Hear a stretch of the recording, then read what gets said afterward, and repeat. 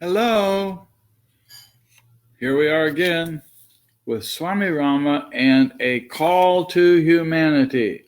Humanity, a call to humanity. Subtitled Revolutionary Thoughts on the Direction for Spiritual and Social Reform in Our Time.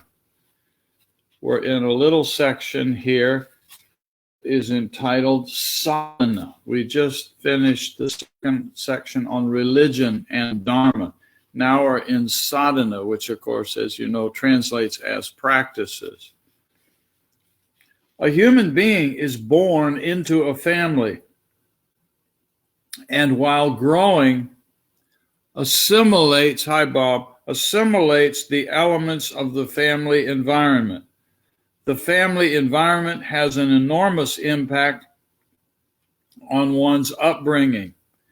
The family is the foundation for social reformation and for spiritual enlightenment.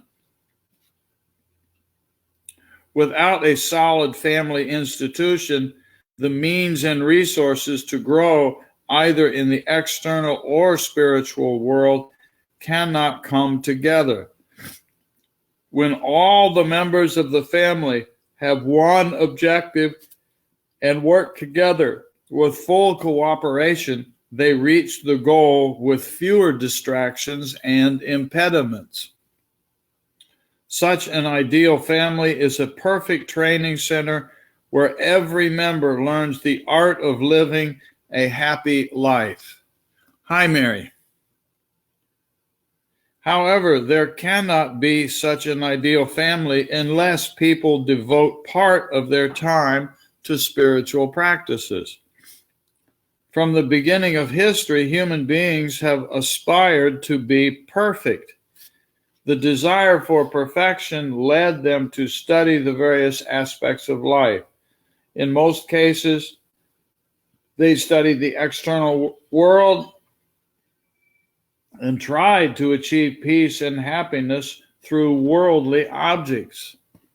Hi, Scott. Then they realized that no matter how many objects they had, they remained dissatisfied. In spite of the worldly objects at their disposal, they still felt unfulfilled. According to the Upanishads, everlasting fulfillment lies in attaining perfection within. Good place to look, huh? Inner perfection can be achieved by rising above self-imposed limitations and by knowing the true nature of the Atman, which is eternal, omniscient, and free from all limitations. The sages of the Upanishads prayed to God, not for worldly pleasures, but for spiritual enlightenment.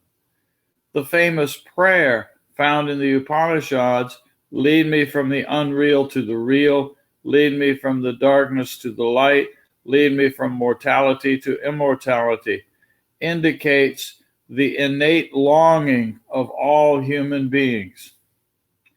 Human beings have employed body, senses, mind, and intellect to explore the subtleties of life related to the external world.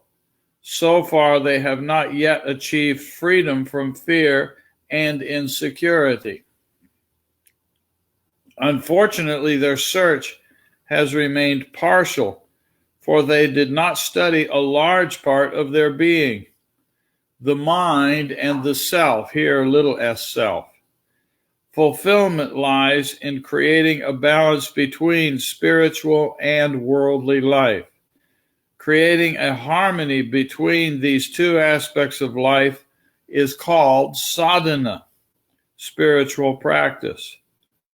For spiritual practice, a human being does not have to separate himself from his family, relatives, or society. He cannot and need not renounce anything at all, since nothing belongs to him anyway. There's a shock, isn't it? Tee-hee-hee. I'm going to renounce it all, even though it was never mine in the first place. Desire for renunciation of worldly objects is an indication of his ego and ignorance. The objects belong to God and are meant to be used as means for knowing God.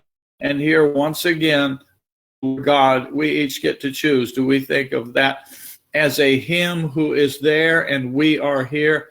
Or is God a nomenclature that is that infinite one, O-N-E, big O-N-E, non-duality, absolute, often called Brahma? We each get to choose. As long as one uses worldly objects as a means to achieve higher goals, one does not get attached to them, as long as we use them as means. Those who understand the principles of non-attachment and practice them in their day-to-day lives attain freedom here and now. Hello, Larry. Renunciation of worldly objects is not as important as enjoying them without becoming attached to them. Important principle there.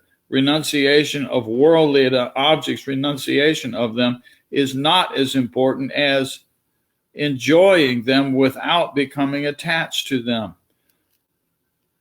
According to the Upanishads and the Bhagavad Gita, renunciation means to live in the world, yet remain above it.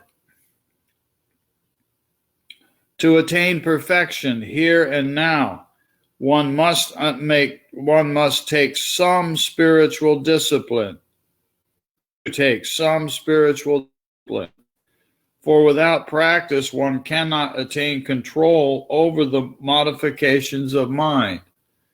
Unless the mind is made one-pointed, an aspirant cannot unfold inner potentials. Mind is the cause of both bondage and liberation. A one-pointed mind can help go within, unveil the mystery of inner life, whereas an undisciplined mind remains dissipated and thus fails to present the true nature of even worldly objects. An outwardly oriented mind runs from one object to another, hoping to find peace and happiness in the external world. I think we're all familiar with that, aren't we? We've tried it many times. Lacking inner awareness, the refuses the guidance and inspiration of the subtle force. A mind not guided by divine illumination stands as a wall between the aspirant and his goal. Having such a mind, a human being fails to see the inner dimensions of his life, and as a result considers this external world alone to be the sole reality. When we look at our lifestyles, we find that we are not making the best use of our time and energy. A precious part of our lives is wasted in meaningless activities. Ever fall for that? There is a close relationship between spiritual practice and proper timing. Without regularity, it is not possible to transcend one's habit patterns or transform one's personality. For any practice, an aspirant also needs a strong, healthy body. When he regularly practices one sitting posture for a prolonged period of time, his body becomes still as a result. Then he realizes that he is not the body, but that he has a body.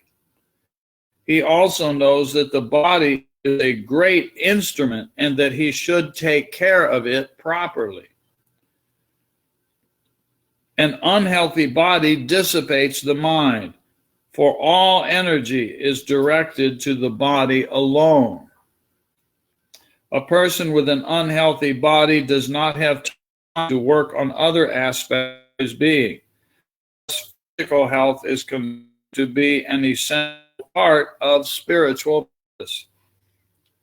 When he sits comfortably in his meditative posture and his body is still, the aspirant observes the impact of his pranic energy on his body.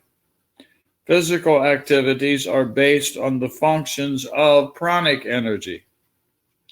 Breath is a barometer. Breath is a barometer to measure one's inner state.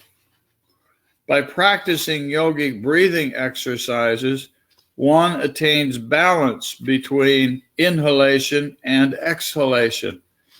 Regulation of inhalation and exhalation helps one to still one's body and mind. Hi, Nellie. Hi, Johnny. Just as a fresh, nutritious meal is necessary for the body to function, we also require fresh, clean air. At least 3 times a day, aspirants should practice some simple breathing exercises. While keeping his head, neck, and trunk straight, he should sit comfortably and do deep diaphragmatic breathing. By regulating his breath, he can easily attain control of the modifications of the mind field. So the key to the mind is the breath. Not new information, but we have to practice it, right? It's 1:10. Unsteadiness of body and breath are a chief measure of distractions. Once the distractions from body and breath are removed, an aspirant succeeds in attaining control of the modifications of the mind. Once again, body and breath lead to mind. The more the mind is made steady and one-pointed, the more one experiences peace and happiness within. There are several ways of making the mind steady and one-pointed. Among them, concentration on inhalation and exhalation is considered to be the best. One should pay attention to the breathing and make sure that there is no unevenness and no noise during inhalation and exhalation. The aspirant should breathe deeply, diaphragmatically, and without a pause between the inhalation and exhalation. No pause. Concentration on the breath, best way to control modification. Hello. Excuse me. All the modifications cease and mind is calm, tranquil. One finds great joy within. When the mind is free from all distractions and starts going inward, aspirant begins to unveil the mystery of the multi-level reality. Through his one-pointed mind, he gains knowledge of the inner world, which is superior to the knowledge derived from perception or testimony.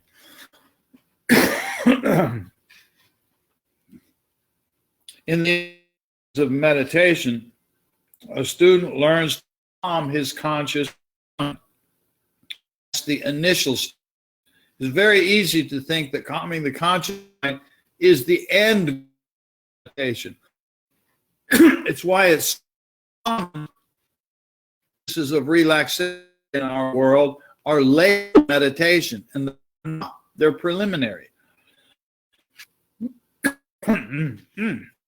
Once again, in the initial stages of meditation, the student learns to calm his conscious mind.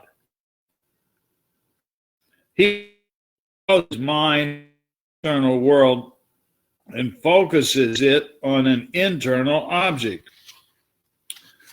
When the conscious part of his mind is relaxed, then he notices a train of thoughts disturbing his inner tranquility.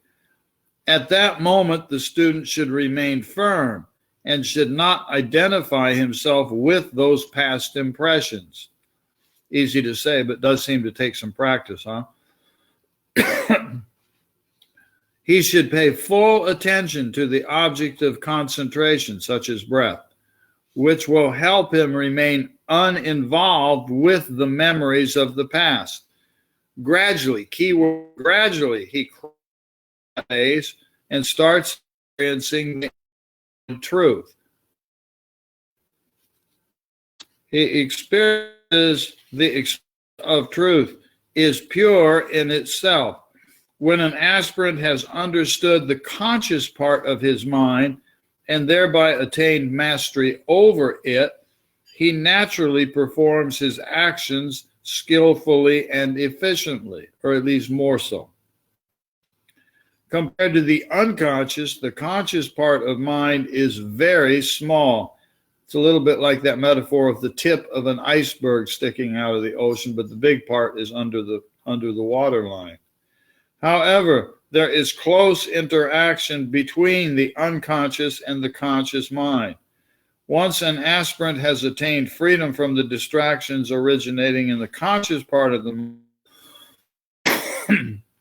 he can have a grasp of the construct that originate from the unconscious. Understanding the conscious, then you can explore the unconscious. Through his undisturbed, prolonged practice, a student dives deep and becomes familiar with his inherent potentials. He observes how the experiences of the external world are a mere reflection of the inner world. Beings inherit a vast treasure of knowledge. Can have access to that treasure only if the mind is made one-pointed and inward. Beyond mind, meaning beyond mind, is intellect. The power of intellect guides the functions of the mind. When the mind is purified, distractions are removed, and thereby one-pointedness is gained. Such a mind starts following the guidance of the intellect. The surface mind starts to listen to the intellect. Another way of saying that is that manas starts to listen to buddhi. Sound familiar? Unlike mind, which always remains in a state of doubt, intellect is endowed with the power of discrimination and decision. Mind, fully guided by the higher faculty of intellect, becomes a great instrument to achieve peace and happiness. However, one should remember that a disciplined mind never listens to the voice of the intellect. A dissipated manas never listens to the wisdom of buddhi. Intellect guides only the one-pointed, succeeds in guiding only a one-pointed mind. Therefore, the most important step in spiritual practice is to make the mind one-pointed, so that it can be guided by the decisive faculty called intellect. The method of making the mind one-pointed is called meditation. That's the method. Through meditation, an aspirant withdraws his mind from the external world, focuses on a given internal object, and develops an interest in delving within. That's sort of a breaking point there. So we do it up to that point, and then we move on. Let's pause there and pick up the rest of this as meditation, and that we talk about meditation and samadhi. And so we'll pause there. So an important division there is conscious mind and unconscious, conscious and unconscious. Okay, to be continued, huh? Thank you for visiting and playing. I hope this is fun. Hi, Urban, just noticed you popped in. To be continued, okay? And I'm going to push the first button, and let us see if we can have a little glimpse of a quiet, conscious mind. Maybe you'll go right through it. all the way to samadhi, I don't know. But we can have a tiny little playful experience, hi Nellie, of a quiet, calm, conscious mind, a step along the way. And we can find even that in the silence that is after an Om.